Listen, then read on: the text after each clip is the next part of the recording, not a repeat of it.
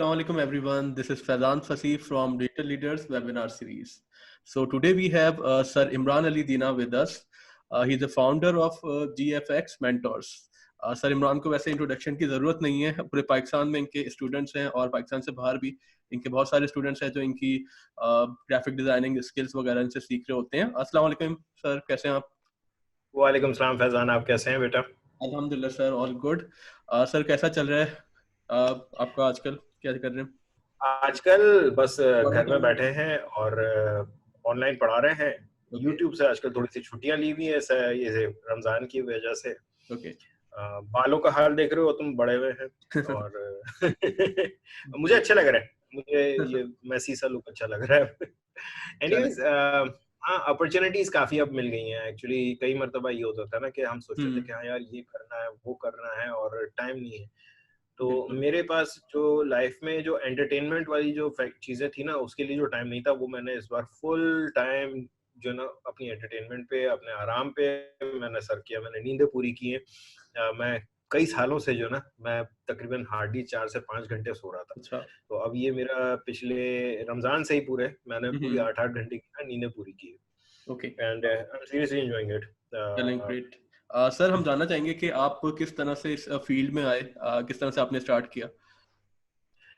यार फील्ड में आया तो बहुत लंबा अरसा हो गया.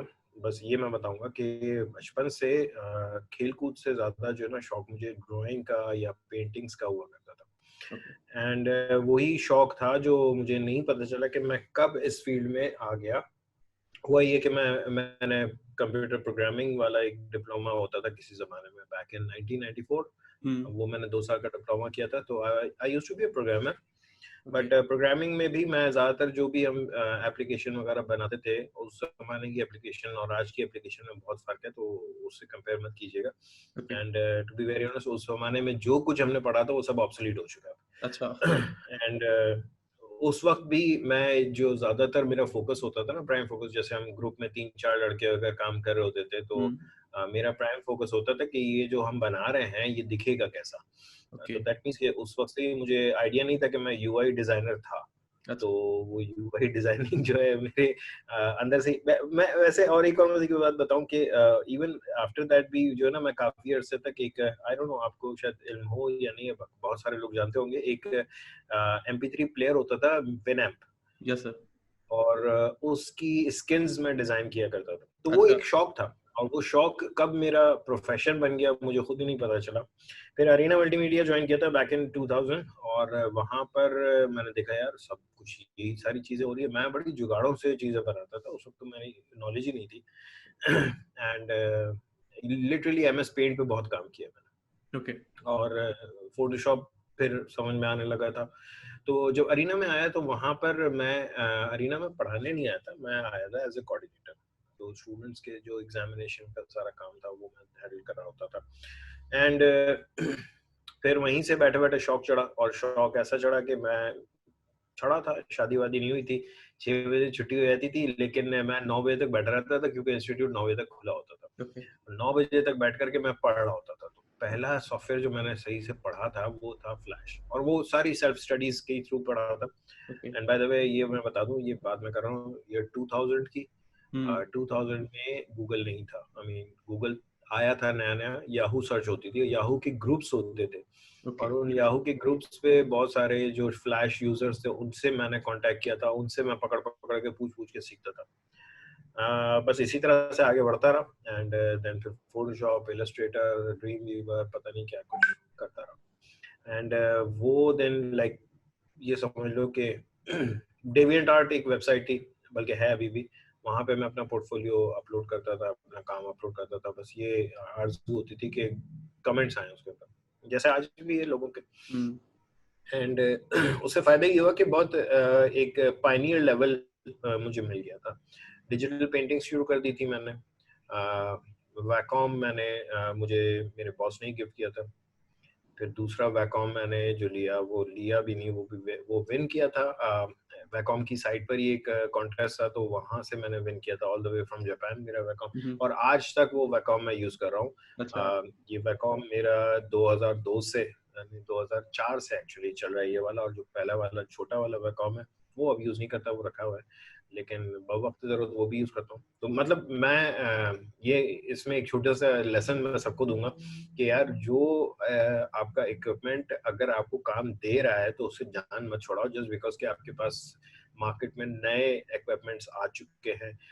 अगर प्रोडक्टिविटी बढ़ती है तो हाँ जरूर इन्वेस्ट करें, लेकिन अगर प्रोडक्टिविटी में ज्यादा फर्क नहीं आ रहा तो यार चला लो, कोई मसला नहीं है। तो बस ये था GFX मेंटोर कैसे शुरू किया, कब शुरू किया। बैक इन 2000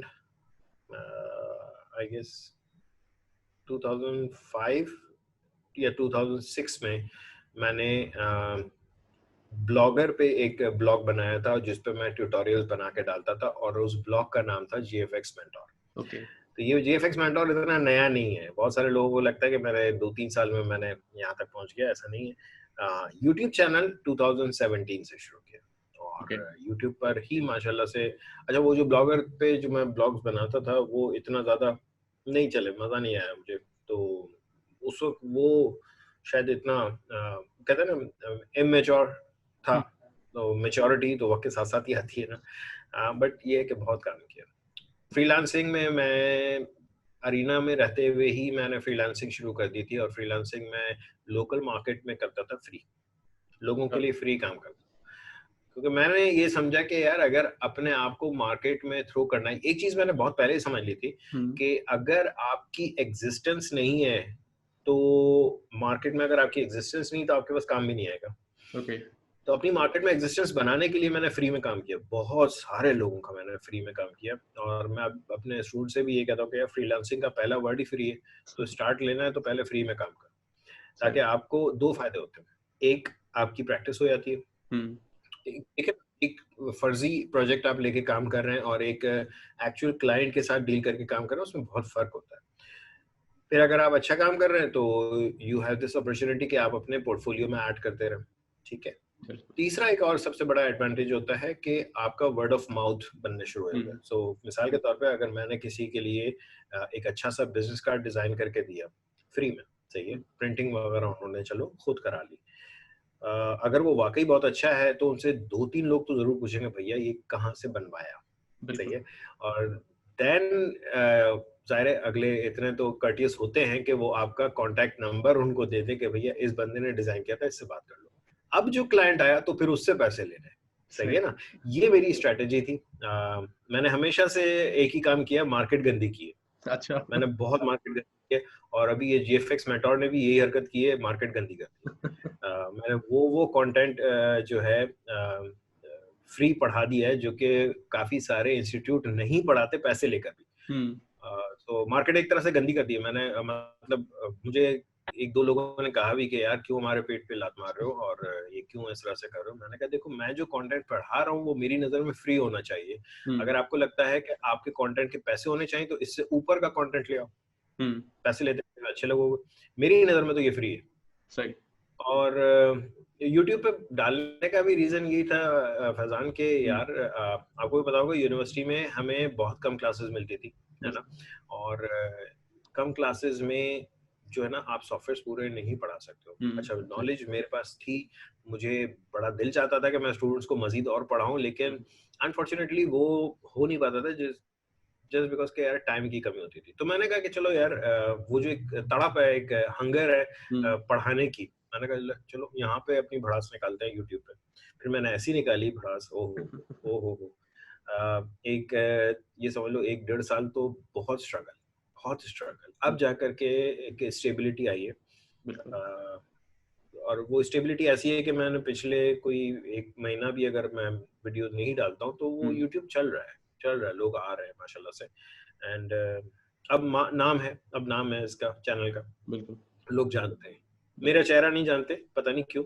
रास्ते में मुझे कोई पकड़ के नहीं बोलता कि सर सेल्फी खिंचवा दे, ऐसा कुछ नहीं है। अच्छा उसका एक खास रीजन है, अच्छा उसका एक खास रीजन है फैजल, मजे की बात, मैं यूजुअली जो स्क्रीन पर दिखता हूँ वो ये चश्मा पहना हुआ दिख रहा होता हूँ।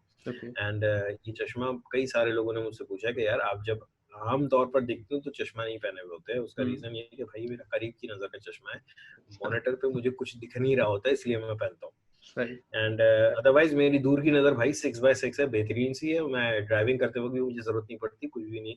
लेकिन हाँ यहाँ जो आपके व्यूअर्स हैं उनके लिए मैं एक छोटी सी चीज़ गाइड कर दूं कि जितने भी आपके सीनियर्स आपको मिले कभी भी, लाइक आपसे बेहतर काम करने वाले काफ़ी अरसे से इस फील्ड में जो हैं, उनके साथ बैठा करें, उनसे बातें किया करें, उनकी स्टोरीज सुना करें। उन स्टोरीज में आपको कुछ ना कुछ लेसन जरूर मिलेगा, कुछ ना कुछ सीखने को जरूर मिलेगा।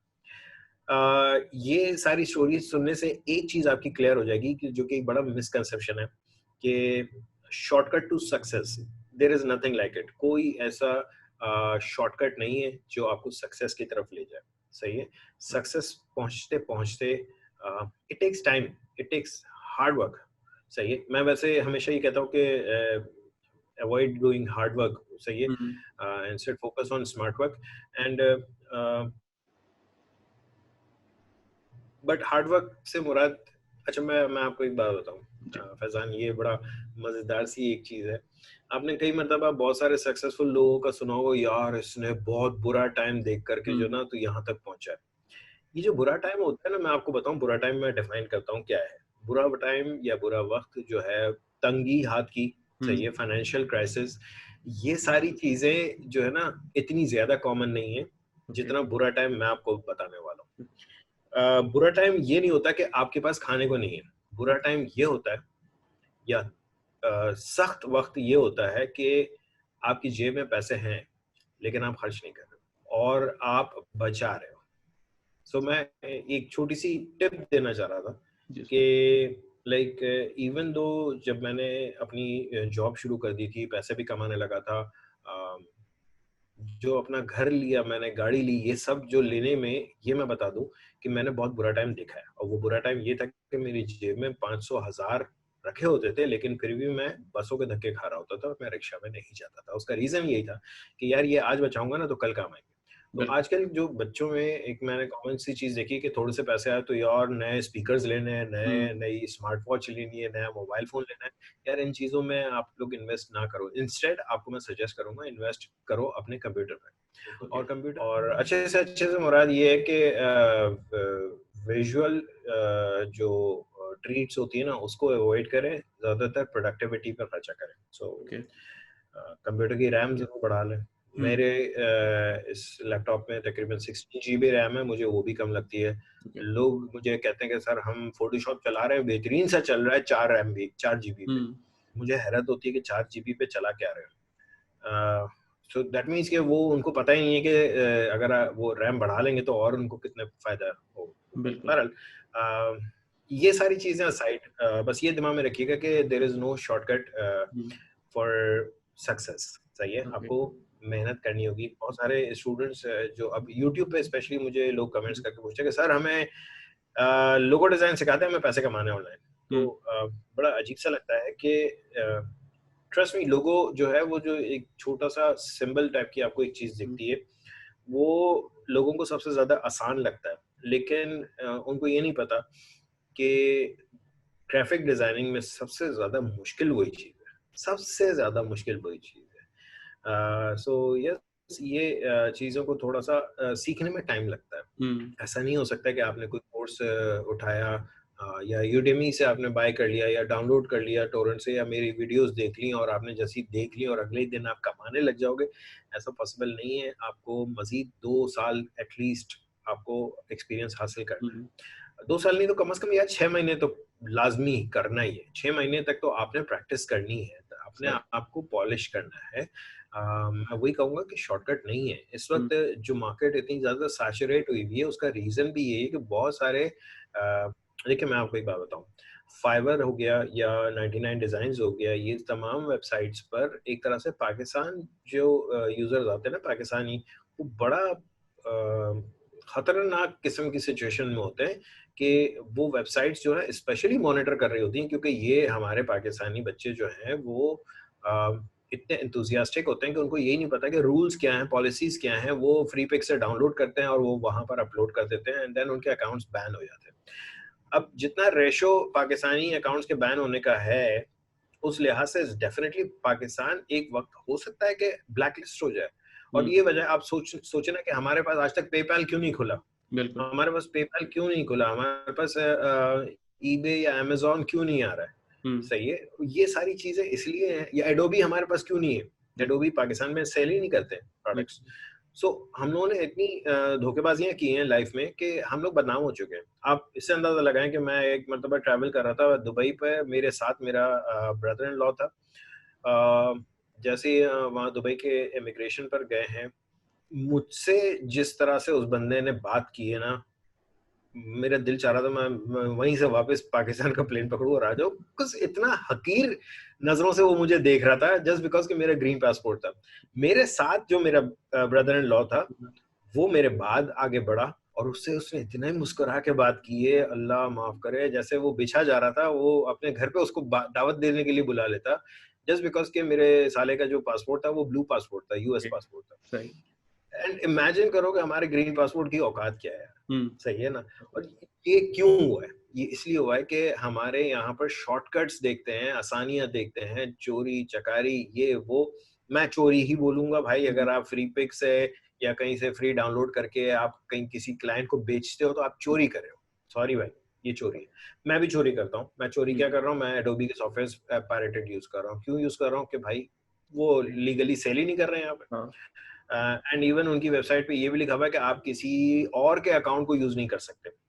तो दैट मीन्स कि अगर मैं चाहूँ, जो मैं जैसे मैंने अपने साले की बात की, वो यूएस में है, मैं चाहूँ तो उससे कहूँ कि एडोबी की सब्सक्रिप्शन ले ले अपने नाम से, क्योंकि वो उसके नाम से ही आएगी, मेरे नाम से नहीं आएगी, क्योंकि एड्रेस उसका वहाँ का, उसके कार्ड से जिससे पेमेंट होगी उस पर उसका नाम होगा, तो डेफिनेटली उसके अकाउंट होगा, और वो उसका अकाउंट होगा तो मैं यहाँ यूज करूँ, वो भी इलीगल है।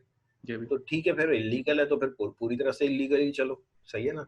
सो जाहिर है मैं ये एक चीज, बाकी आर्टवर्क्स में मैं सबसे सजेस्ट करूंगा, देखें, जितना ज्यादा आप देखेंगे उतना ज्यादा आप सीखेंगे। बिल्कुल। एक और इम्पोर्टेंट बात वो ये कि मुझसे कई मरतबा पूछा जाता है, फैजान आपने भी मुझे यही टॉपिक दिया था कि हमारे यहाँ इस क्रिएटिविटी या डिजाइनिंग का स्कोप है। कुछ भी नहीं है भाई, कुछ भी नहीं है स्कोप। स्कोप याद रखिएगा किसी भी फील्ड का नहीं होता। मिसाल के तौर पे आप आज डॉक्टर बनना चाह रहे हैं, बन ले, कोई स्कोप नहीं है। इंजीनियर बनना चाह रहे हैं, बन ले, कोई स्कोप नहीं है। सॉफ्टवेयर इंजीनियर बनना चाह रहे हैं, बन ले, कोई स्कोप नहीं है। डिजाइनर बनना चाह रहे हैं, कोई स्कोप नहीं है। क्यों नहीं है? क्योंकि देखो किसी फील्ड का स्कोप नहीं होता। आपको भी पता है कि आपके मोहल्ले में 4 क्लिनिक्स होंगे, लेकिन आप जाते एक ही डॉक्टर के पास हैं। क्यों? क्योंकि आपको पता है यार उसके पास जाता हूँ ना, वो मेरी बीमारी सुनता है प्रॉपर्ली और फिर उसके लिहाज से सही दवा देता है। तो इसको मेडिसिन का, दवाओं का या डॉक्टरी का नहीं है स्कोप। उस सो सिमिलरली अगर आप इंजीनियर बन जाएं, डॉक्टर बन जाएं, ग्राफिक डिजाइनर बन जाएं, एनिमेटर बन जाएं, डेवलपर बन जाएं, कुछ भी बन जाएं, इन तमाम फील्ड्स का कोई स्कोप नहीं है। स्कोप आपका है। अगर आप काम अच्छा करेंगे तो हाँ आपका स्कोप है। किसी भी फील्ड में ये मत सोच के जाएं कि यार फलाना बंदा गया था, वो आज लाखों रुपए कमा रहा है, तो चलो मैं भी ये फील्ड में चला जाऊं। हो सकता है वो आपकी फील्ड ना हो, पहले उसको एक्सप्लोर करो, देखो आपको पसंद आ रही है, आपको मजा आ रहा है। मजा ऐसा आना चाहिए जैसे आपको पबजी खेलते हुए आ रहा होता है या जीटीए खेलते हुए आ रहा होता है, वैसा वाला मजा अगर आपको किसी फील्ड में आ रहा है तो समझ लो वो आपकी फील्ड है। यही फील्ड है। ये बात दिमाग में रखिएगा। मैं मेरे नजर में मेरी जो ये डिजाइनिंग है या मैं अब ये यूट्यूब पर हूँ, तो ये मेरे लिए बिल्कुल गेम्स है। मैं अपने पास गेम्स नहीं खेलता हूँ, मेरे पास टाइम होता है ना, मुझे फारिग तफरी सूझ रही होती है तो मैं अपनी वीडियो बना लेता हूँ, या मैं किसी के लिए कुछ बना के उसको गिफ्ट कर देता हूँ कि यार ये लो तुम्हारे लिए मैंने ये चीज बनाई है, एंजॉय करो। सो डिजाइनिंग मेरा गेम्स है, सही है। सो मैं ये कहूंगा कि यार हर एक की फील्ड नहीं है ये। बहुत सारे लोग जो हैं इस फील्ड में सिर्फ इसलिए आ रहे हैं कि यार बहुत सारे लोग अच्छा कमा रहे हैं ऑनलाइन और ये, और यार हर एक के बस की चीज नहीं है। हो सकता है उनका दिमाग इस चीज में चलता हो इसलिए वो कमा रहे हैं, इसलिए नहीं आप आए इस फील्ड में कि यार 10 लोग कमा रहे तो आप भी कमा लो, ऐसा नहीं है। आपको अपना शौक देखना जरूरी है। जी सर। अच्छा, मैं ये पूछ रहा था आपसे कि दैट्स मीन कि हमें किसी एक चीज को पकड़ के उसमें एक्सपर्ट हो जाएं, वो चीज हम उसके स्किल्स वगैरह सीखें, उसके बजाय कि हम ये करें। लेकिन फैजान इसमें एक और इम्पोर्टेंट जी सर, इसमें एक और इम्पोर्टेंट बात मैं कहूंगा कि आप एक फील्ड को पकड़ के उसमें एक्सपर्ट बन जाएं, लेकिन उसमें एक्सपर्ट आप सिर्फ जब ही बनेंगे जब आप उस फील्ड को एंजॉय कर रहे होंगे। Okay. वो आपके लिए तफरी होगी। अगर आपके लिए वो तफरी नहीं है तो आप उसमें एक्सपर्ट नहीं बनेंगे। आप देखिए कितने सारे हमारे यहाँ पर गेमर्स हैं जो गेमिंग में बहुत जीते हैं, सही है, मतलब वो एक्सपर्ट लेवल पे जीते हैं, सही है। हमारे यहाँ पर बहुत सारी चीजों में लोग एक्सपर्ट्स हैं। फॉर एग्जांपल आपने वो बाइकर्स देखे होंगे, 70 वाले बाइकर्स, वो जो हैवी बाइकर्स हैं उनकी बात नहीं कर रहा हूँ, 70 वाले जो बाइकर्स हैं वो वन व्हीलर्स चला रहे होते हैं और पता नहीं क्या कुछ इतने सारे करतब दिखा रहे हैं, लेट के चला रहे, एक्सपर्ट है वो, क्योंकि वो एंजॉय कर रहे हैं यार उस चीज को। बस सारी बात ये है, वो एंजॉय कर रहे हैं। अगर वो एंजॉय कर रहे हैं तो वो एक्सपर्ट हैं। अगर आप अपनी फील्ड को एंजॉय करेंगे तो आप एक्सपर्ट हैं। अगर आपको लगे कि यार मजबूरी में मुझे सीखना पड़ रहा है जस्ट बिकॉज कि मैं कुछ पैसे कमा लूं, तो ये मैं डिजाइनिंग सीख रहा हूँ, बहुत मुश्किल है, तो ये आपकी फील्ड नहीं है, छोड़ दो, ये फील्ड आपकी नहीं है। सही, फाइन। और सर अभी क्या आपको डिफरेंस नजर आ रहा है कि पहले जिस तरह से फील्ड में काम हो रहा था और करंटली किस तरह से काम हो रहा है? यार पहले भी अच्छा हो रहा था, अब भी अच्छा ही हो रहा है, लेकिन अब एक छोटा सा मसला ये हो गया कि मार्केट थोड़ी सी सैचुरेट हो गई। मैंने जैसे कहा ना कि हर कोई समझ रहा है कि वो डिजाइनिंग करके पैसे कमा लेगा, तो अब आपको ढूंढना पड़ता है कि अच्छा डिजाइनर कहाँ है। पहले चंद एक होते थे डिजाइनर्स, वो सारे अच्छे होते थे क्योंकि वो शौक में आए होते थे। एंड अब बहुत से हैं, अब आपको ढूंढना पड़ता है ना कि जो कस्टमर तकलीफ कि वो ढूंढे कहाँ से अच्छा वाला जो है डिजाइनर मिलेगा। और फिर वही बात है कि यार जिनका काम अच्छा है फिर वही ऊपर चले जा रहे हैं, और जिनका काम अच्छा नहीं है वो नीचे से नीचे चले जा रहे हैं। Same thing goes with YouTube. बहुत सारे लोग मुझे कहते हैं कि सर यूट्यूब चैनल हमें बनाना है। जस्ट क्यों बनाना है? जस्ट सर हमें कुछ नीश बता दें, हम किस पे बनाएं। मैं क्या बताऊं कि तुम किस चीज में एक्सपर्ट हो, क्या कर सकते हो, तुम हंसा सकते हो, तुम पढ़ा सकते हो, क्या कर सकते हो। नहीं सर आप बताएं हम क्या करें, उस पे हमें पैसे कमाने। अच्छा यूट्यूब पे अब लोग सिर्फ इसलिए आ रहे हैं कि पैसे कमाने, उनको ये नहीं पता है कि उनको करना क्या है। सो ये दिस इज मतलब मैं ये अलमिया है, ये मुझे देख करके दुख होता है लोग किस किस तरह से लोग पैसे कमाने। जाहिर है बेरोजगारी बहुत है, एंड बाय द वे बेरोजगारी को भी मैं वो नहीं समझता कि यार कोई मसला है। बेरोजगारी इंसान की अपनी खुद की क्रिएट की हुई है। आप खुद सोचे ना कि यार एक बंदा अगर अपनी फील्ड में एक्सपर्ट शौक होगा तो आप एक्सपर्ट होंगे।